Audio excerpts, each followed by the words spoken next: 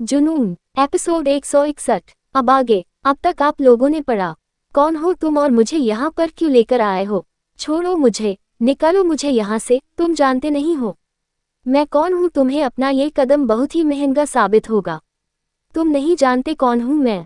और तभी कोई शोभा जी के गाल पर एक जोरदार थप्पड़ मारता है। थप्पड़ इतनी जोर का था कि शोभा जी के आगे का नज़ारा एकदम घूम जाता है। उनको सब कुछ घूमता हुआ नजर आने लगता है। और कुछ पल बाद शोभा जी जब सामने देखते हैं तो उनकी आंखें हैरानी से बड़ी हो जाती हैं।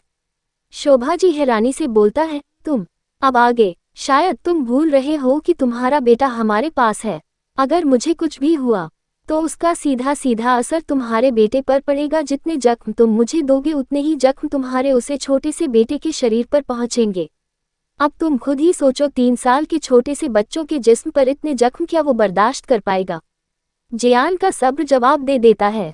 जियान गुस्से में शोभा जी की गर्दन को पकड़कर उसके गले को दबाते हुए बहुत ही गुस्से में बोलता है, मेरे बच्चे को चोट तो तू तब पहुंच जाएगी ना जब तेरी खबर तेरे बेटों तक पहुंचेगी। तभी पीछे से सक्षम आगे आते हुए शोभा जी को देखा है और अपने सीने पर हाथ बंद कर बोलता है, क्या हुआ अगर तुम्हें हम अभी जान से मार दे और तुम्हारी मौत को एक एक्सीडेंट दिखा दे तो तुम्हारा बेटा भी उसे पर यकीन कर लेगा, क्योंकि हम यकीन दिलाने में बहुत एक्सपर्ट है। ना जाने कितनी मौतें हमने ऐसी ही करी हैं और बाद में उसे एक्सीडेंट दिखा दिया। तुम्हें क्या लगता है प्रेम सर या फिर विजय सर के दुश्मन रातों रात गायब हो जाते हैं तो तुम्हें क्या लगा प्रेम सर या फिर विजय सर खुद उन्हें करने जाते हैं, खुद उन्हें गायब करते हैं? जियान, इसीलिए बोल रहा हूँ, मेरा बेटा कहाँ है? जल्द से जल्द मुझे बता दे। तेरे पास सिर्फ 2 मिनट का टाइम है मेरे बेटे का पता मुझे बताने के लिए। अगर तूने मुझे नहीं बताया कि मेरा बेटा कहाँ है तो मैं तुझे इतना तड़पाऊंगा कि तू खुद मौत की भीख मांगेगी। कुछ भी करना था लेकिन मेरे बेटे को बीच में नहीं लाना चाहिए था तुम्हें। जियान का इतना गुस्से वाला रूप देखकर शोभा जी अंदर तक डर से कांप जाती हैं। उन्हें बहुत डर लग रहा था और डर की वजह से उनका शरीर भी कांप रहा था। और जियान के इस तरह गला दबाने से उनसे कुछ बोला भी नहीं जा रहा था। इसीलिए डर की वजह से शोभा जी बस हाँ मैं अपनी गर्दन हिला देती हैं। जियान के छोड़ते ही शोभा जी जोर जोर से सांस लेने लगते हैं और अपनी सांसों को संभालते हुए ही बोलते हैं, मुझे नहीं पता कि तुम्हारा बेटा कहाँ है। तुम्हारे बेटे को प्रणाम। मेरे बेटे ने रखा है छुपाकर। मुझे तुम्हारे बेटे के बारे में नहीं पता।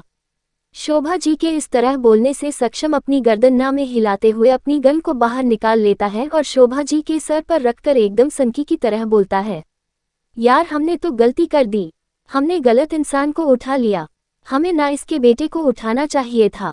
अब इसे तो कुछ पता नहीं है तुम्हारे बेटे के बारे में, लेकिन अब अगर हमने इसे छोड़ दिया तो ये अपने बेटे के पास जाएगी और हमारे बारे में सब कुछ बता देगी। तो एक काम करते हैं, पहले इसका काम तमाम कर देते हैं और फिर इसके बेटे को उठा लेंगे।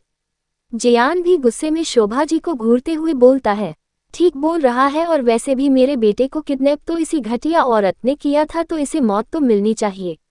शोभा जी एकदम डरते हुए बोलते हैं, तुम ऐसा नहीं कर सकते। तुम जानते हो कि मैं प्रेम यानी कि तुम्हारे बॉस की बड़ी माँ हूँ, और अगर तुम्हारे बॉस को पता चला तो वो तुम्हें छोड़ेगा नहीं। तुम मुझे हाथ भी नहीं लगा सकते।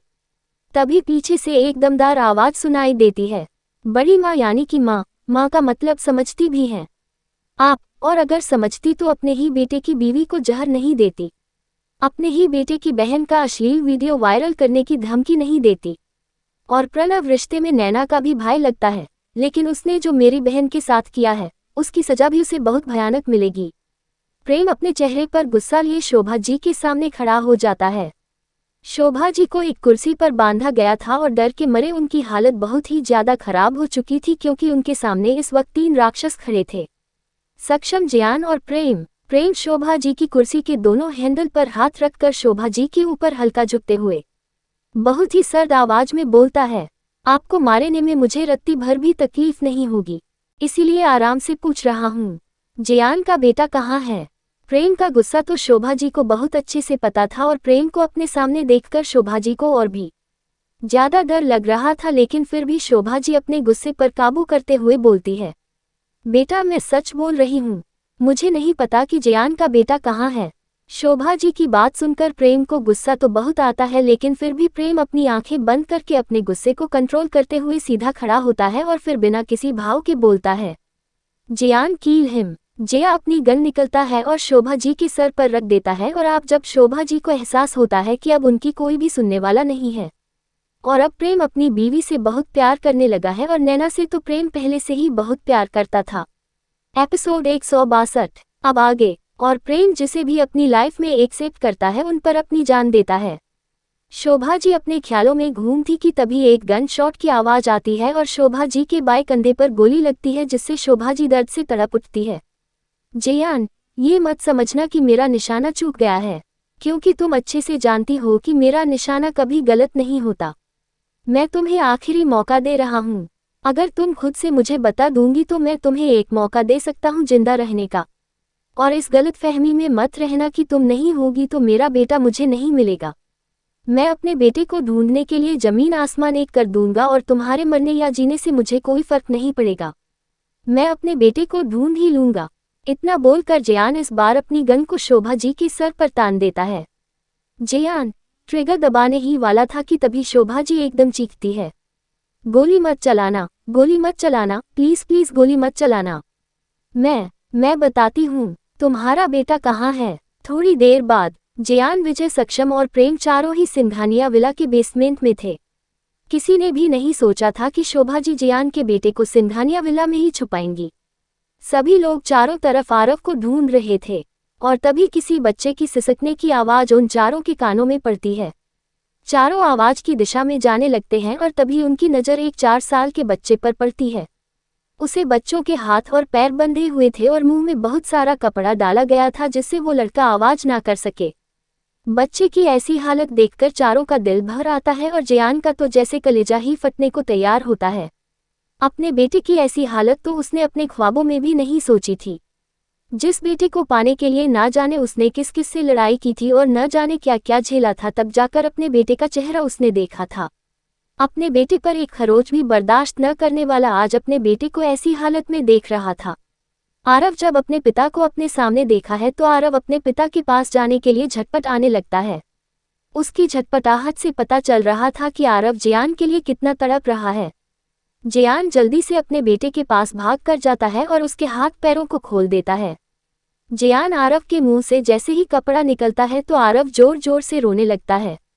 उसकी आंखों में आंसू तो पहले से है लेकिन आवाज उसके गले में ही कहीं दाबी हुई थी और उसकी आवाज में छुपे दर्द को महसूस करके सभी की आंखों में पानी आ जाता है और सभी की आंखों में शोभा जी, जैकी और प्रणव को लेकर गुस्सा भी दिखाई देने लगता है।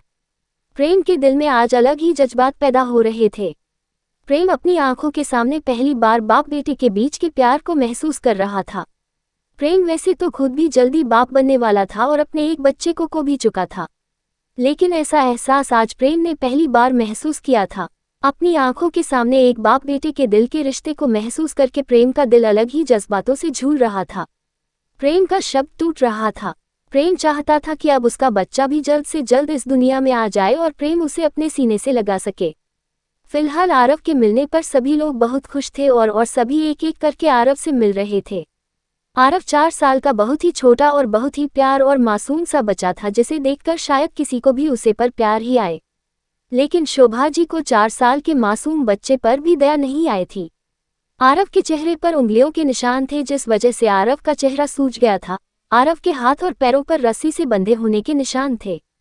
और दूसरी तरफ जैकी और आरव को जब पता चलता है कि प्रेम ने शोभा जी को किडनैप कर लिया है और जयान के बच्चे को भी बचा लिया है तो प्रणव और जैकी अंडरग्राउंड हो जाते हैं और दूसरी तरफ प्रेम शोभा जी को जयान के हवाले कर देता है, जिस पर जयान अपने लेडीज बाउंसर को बुलाता है और शोभा जी को टॉर्चर करवाता है। और फिर शोभा जी ज़्यादा टॉर्चर बर्दाश्त नहीं कर पाती और एक दिन अपने हाथों की नस काट कर खुदकुशी कर लेती है 2 महीने बाद। वैसे 2 महीने हो चुके थे और मन्नत का चौथा महीना स्टार्ट हो चुका था, लेकिन आज भी चारों के रिश्ते वैसे के वैसे ही थे। ना तो अब तक मन्नत ने प्रेम को माफ किया था और ना ही विजय ने नैना को माफ किया था, और अब दोनों भाई बहन अपने अपने पार्टनर को मानते हुए भी थक चुके थे। विजय को गुस्सा था कि नैना ने उसे इतनी बड़ी बात छुपाई थी। नैना ने उसे क्यों नहीं बताया था कि प्रणाम ने उसे ब्लैकमेल किया है, और दूसरी तरफ आरव की उसे हालात का जिम्मेदार विजय ने नैना को ठहराया था। अगर नैना सही वक्त पर बता देती कि प्रणव ने जयान के बेटे को किडनैप किया है और उसकी अश्लील वीडियो बनाई है, तो विजय इस मामले को अपनी तरह से हैंडल करके बहुत ही पहले खत्म कर चुका होता, लेकिन नैना की वजह से अब को पूरे 2 हफ्ते तक शोभा जी की कैद में रहना पड़ा था और शोभा जी का टॉर्चर सहना पड़ा था। और इस बात का गुस्सा विजय आज भी नैना पर उतरता था। और दूसरी तरफ मन्नत, जिसने अभी तक प्रेम को माफ नहीं किया था। मन्नत तैयार होकर अपने बालों को कॉम्ब कर रही थी कि तभी प्रेम कमरे में आता है। प्रेम जिम करके आया था, इसीलिए प्रेम की पूरी बॉडी पसीने से भीगी हुई थी। मन्नत एक नज़र प्रेम को देखती है और फिर प्रेम को नज़रअंदाज करके सामने रख सिंदूर की डब्बी को उठती है और अपनी मांग में सिंदूर लगाने लगती है। तभी प्रेम मन्नत के पास आता है और मन्नत के हाथों से प्रेम सिंदूर की डब्बी को ले लेता है। मन्नत सवालिया नज़रों से प्रेम को देखने लगती है। प्रेम सिंदूर की डिब्बी से एक चुटकी सिंदूर लेता है और मन्नत की मांग में सजा देता है। प्रेम के इस तरह सिंदूर लगाने पर मन्नत को कोई हैरानी नहीं होती। मन्नत प्रेम की साइड से निकाल कर जाने लगती है। तभी प्रेम मन्नत का हाथ पकड़ लेता है और बहुत ही प्यार से बोलता है, वाइफी, मैं तुम्हें अपनी कंपनी में अपनी पर्सनल असिस्टेंट की जॉब पर हायर किया है, तो तुम जल्दी से तैयार हो जाओ। और अब मन्नत को जैसे कोई झटका लगता है। मन्नत अजीब नज़रों से प्रेम को देखने लगती है। प्रेम को देखते हुए मन्नत इतना तो समझ जाती है कि प्रेम कोई मजाक नहीं कर रहा, लेकिन मन्नत गुस्से में बोलती है, अच्छा जी, तो अब आप चाहते हैं कि मैं आपकी कंपनी में जॉब करूं, और वो भी आपकी पर्सनल असिस्टेंट के तौर पर, और वो भी इस हालत में। पहले तो आपको मेरा काम करना बिल्कुल पसंद नहीं था, और अब आप चाहते हैं कि मैं प्रेगनेंसी की हालत में जाकर आपकी कंपनी में काम करूं। और अब तो जैसे प्रेम के सब्र का बांध टूट जाता है, क्योंकि मन्नत उसे हर बात पर उल्टा जवाब देती थी जो प्रेम को बिल्कुल बर्दाश्त नहीं होता था। लेकिन फिर भी प्रेम मन्नत की प्रेगनेंसी की वजह से सब कुछ बर्दाश्त कर रहा था। लेकिन अब उसकी बर्दाश्त की हद खत्म हो चुकी थी।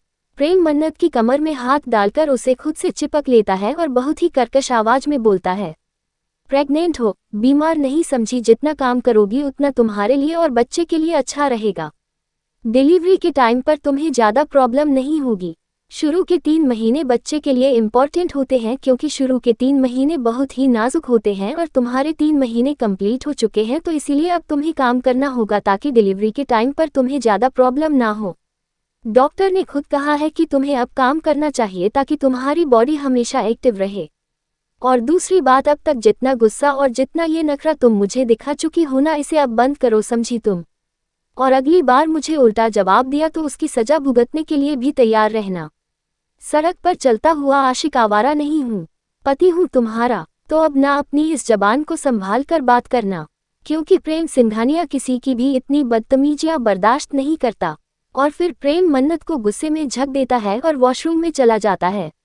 एपिसोड 163। अब आगे मन्नत गुस्से से बाथरूम को घूर घूर कर देखने लगती है और फिर ऊपर देखकर भगवान से शिकायत करते हुए बोलती है, महादेव, आपको मुझसे पर्सनल दुश्मनी थी क्या, जो ऐसा जुल्लत जैसा पति आपने मुझे दे दिया, जिसे हर वक्त सिर्फ ऑर्डर झड़ना ही आता है, अपनी गलती कभी नहीं मानते, बस मुझ पर ही हुक्म चलाते रहते हैं। और फिर मन्नत पर पटकते हुए कैमरे से बाहर चली जाती है। दूसरी तरफ नैना का कमरा। विजय अपने कमरे में तैयार हो रहा था और नैना विजय का हर एक सामान उसके हाथ में दे रही थी। सारा सामान देने के बाद नैना कमरे से जाने लगती है और तभी विजय नैना को रोकते हुए बोलता है, कहाँ जा रहे हो, ये टाई कौन पहनाएगा। विजय की बात सुनकर नैना अपनी गर्दन हाँ में हिला देती है और फिर विजय के हाथों से टाई लेकर विजय के गले में बांधने लगती है। विजय का पूरा ध्यान नैना पर ही था और फिर विजय की नज़र नैना के होठों पर जाकर टिक जाती है। टाई पहनने के बाद नैना विजय के कोट के कॉलर को ठीक करती है और विजय को पूरी तरह से देखकर वहां से जाने लगती है। लेकिन तभी विजय नैना का हाथ पकड़ लेता है। नैना सावरिया नज़रों से विजय की तरफ देखने लगती है, जिससे पूछ रही हो, अब क्या हुआ। विजय नैना का हाथ पकड़कर खींच लेता है और दूसरे हाथ से नैना की कमर को पकड़ लेता है। नैना कुछ बोलती उससे पहले ही विजय अपने होंठ नैना के होठों पर रख देता है और उससे बहुत ही पैशन के साथ किस करने लगता है। और तकरीबन 10 मिनट तक नैना के होठों के रस को पीने के बाद विजय नैना को झक देता है और फिर रूम से बाहर चला जाता है। नैना को विजय की बेरुखी अब बर्दाश्त नहीं हो रही थी। नैना अंदर से बहुत ज्यादा टूट जाती है। जहां विजय नैना से इतना प्यार करता था, पिछले 2 महीने में विजय ने नैना को जैसे इग्नोर ही कर दिया था। विजय बस नैना को एक टूल की तरह इस्तेमाल करने लगा था। विजय नैना से अपना सारा काम करवाता था और रात में उसके साथ सिर्फ अपनी नींद को पूरा करता था। और यही बात नैना को बहुत बुरी लग रही थी। नैना विजय से बहुत प्यार करती थी, लेकिन अपनी सेल्फ रिस्पेक्ट से भी नैना उतना ही प्यार करती थी और इस वक्त विजय नैना की सेल्फ रिस्पेक्ट को बहुत ज़्यादा चोट पहुंचा रहा था। विजय और प्रेम दोनों ही डाइनिंग टेबल पर आकर बैठ जाते हैं। मन्नत प्रेम के लिए नाश्ता सर्व करती है और नैना विजय के लिए नाश्ता सर्व करती है। नाश्ता करने के बाद विजय अपने ऑफिस के लिए निकल जाता है और जब प्रेम मन्नत को अपने साथ चलने के लिए कहता है तो मन्नत उसे कल से आने के लिए बोल देती है। प्रेम मन्नत को कुछ नहीं बोलता और अपने ऑफिस के लिए चला जाता है। दोपहर का समय, दिल्ली एयरपोर्ट से दो लड़कियां बाहर निकलते हैं। एक ने ब्लैक पेंट और वाइट शर्ट और उसके ऊपर ब्लैक कोट डाला हुआ था, चेहरे पर गॉगल्स लगा रखे थे, और दूसरी लड़की ने एक सिंपल ब्लू कलर की साड़ी पहनी हुई थी।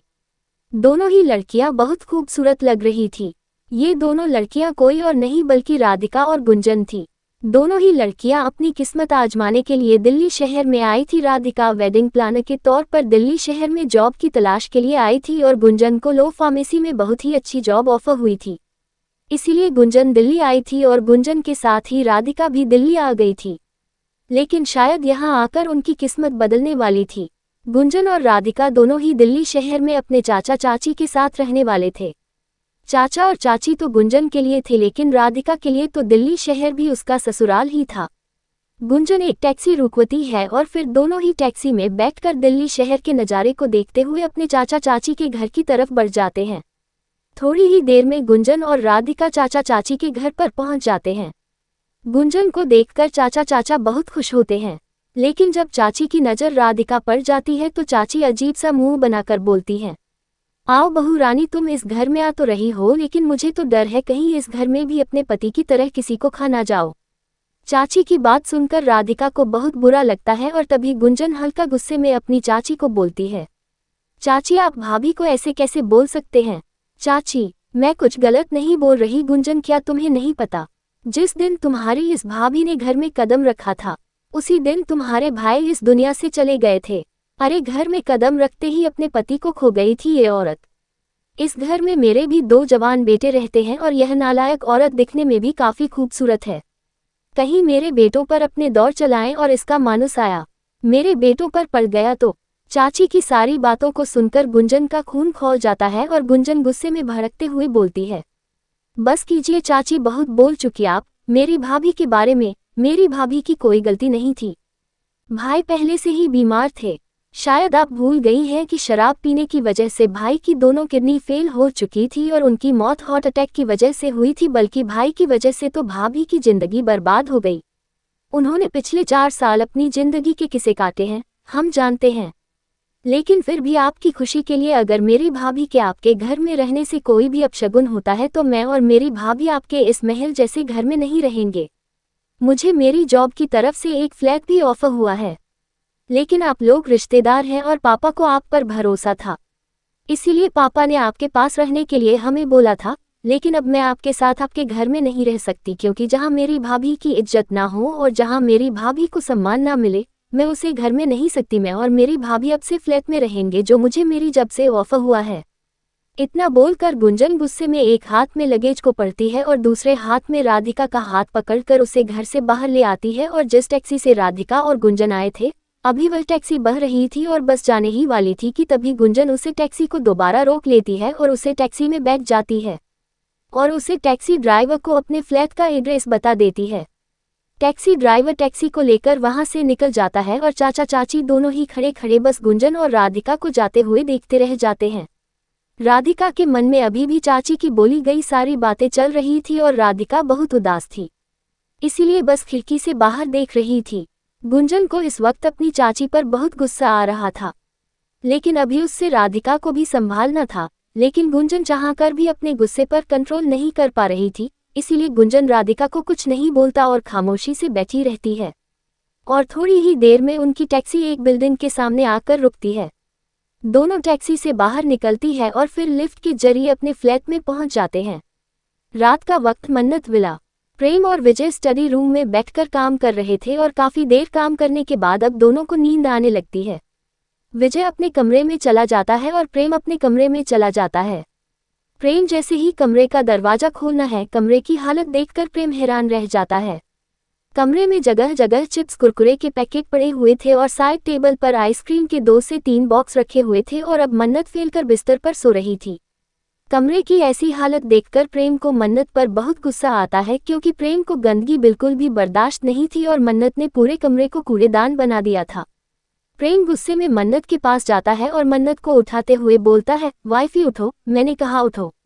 मन्नत कसमसाते हुए अपनी आंखों को मसलते हुए बोलती है, क्या हुआ, इतनी रात में क्यों उठा रहे हैं? एक तो तुम्हारा ये बेबी मुझे सोने नहीं देता, अब आप भी मुझे सोने नहीं दे रहे हो। मन्नत की बात सुनकर प्रेम अपनी आंखों को छोटी करके मन्नत को घूरते हुए बोलता है, वाइफी हमारे बच्चे को बीच में मत लेकर आओ और तुमने जो ये कमरे में मैस फैलाया है इसे अभी के अभी साफ करो। प्रेम की बात सुनकर मन्नत अपनी आंखें खोलती है और फिर बिस्तर पर बैठ जाती है। मन्नत अपने चारों तरफ देखती है तो उसे भी कुरकुरे और चिप्स के पैकेट दिखाई देते हैं और फिर टेबल पर आइसक्रीम के बॉक्स भी उसे दिखाई देते हैं और अब मन्नत को समझ आ रहा था कि प्रेम इतना गुस्से में क्यों है, क्योंकि मन्नत भी जानती थी कि प्रेम को गंदगी बिल्कुल भी पसंद नहीं है। मन्नत अपना मुंह बनाकर बिस्तर से उठती है और फिर कमरे में पड़े चिप्स और कुरकुरे के पैकेट को उठती है और फिर आइसक्रीम के बॉक्स को भी उठकर कमरे से बाहर निकल जाती है। सभी सामान को कूड़ेदान में फेंकने के बाद मन्नत वापस से कमरे में आने लगती है, लेकिन फिर मन्नत कुछ सोचते हुए प्रेम के कमरे में ना जाकर दूसरे कमरे में चले जाते हैं और बिस्तर पर जाकर सो जाती है। दूसरी तरफ विजय का कमरा। विजय कमरे में आता है तो देखा है नैना बिस्तर पर बैठकर कोई किताब पढ़ रही थी। विजय एक नज़र नैना को देखा है और फिर वॉशरूम में चला जाता है। नैना भी विजय को वॉशरूम में जाते हुए देख लेती है, लेकिन विजय को इग्नोर करके वापस से अपनी बुक को पढ़ने लगती है। विजय वॉशरूम से शावर लेकर बाहर निकलता है और विजय ने इस वक्त सिर्फ अपनी कमर पर एक टॉवल लपेटा हुआ था। विजय दूसरे टॉवल से अपने बालों को पहुंचते हुए नैना के पास आता है, लेकिन नैना विजय को एक नज़र भी उठाकर नहीं देखी। विजय अपने टॉवल को सोफे पर फेंक देता है और फिर नैना के हाथों से किताब को लेकर टेबल पर रख देता है और नैना के पैरों को पकड़कर खींचता है, जिससे नैना बिस्तर पर सीधी लेट जाती है। विजय नैना के टॉप को निकालने के लिए नैना के पेट पर हाथ रखता है और नैना की टॉप को निकलने लगता है। तभी नैना विजय का हाथ पकड़ लेती है। विजय गुस्से में नैना को घूरते हुए बोलता है, हाथ हटाओ नैना, अगर बिस्तर पर ज्यादा तड़पना नहीं चाहती हो तो सब कुछ प्यार से होने दो। नैना भरे गले से बोलती है, आप मेरे साथ ऐसा क्यों कर रहे हैं? क्यों मुझे एक सेक्स टूल की तरह इस्तेमाल कर रहे हो आप? मैंने ऐसी क्या गलती कर दी जो आप मुझे ऐसी सजा दे रहे हैं? कम से कम अपनी गलती जानने का हक तो मुझे है ना। नैना की बात सुनकर विजय और भी ज्यादा गुस्से में आ जाता है और फिर नैना के दोनों हाथों को पकड़कर बिस्तर में दबाते हुए उसके ऊपर आकर बहुत ही गुस्से में बोलता है, क्यों, इतना बुरा क्यों लग रहा है तुम्हें? तुम्हें तो वैसे भी मुझसे सिर्फ जिस्मानी प्यार चाहिए था, तो वही प्यार तो हर रात दे रहा हूं तुम्हें, क्यों सेटिस्फाई नहीं हो रही? क्या मेरे प्यार करने में कोई कमी रह जाती है? क्या मैं तुम्हें सही से सेटिस्फाई नहीं कर पा रहा? आगे की स्टोरी अगले एपिसोड में।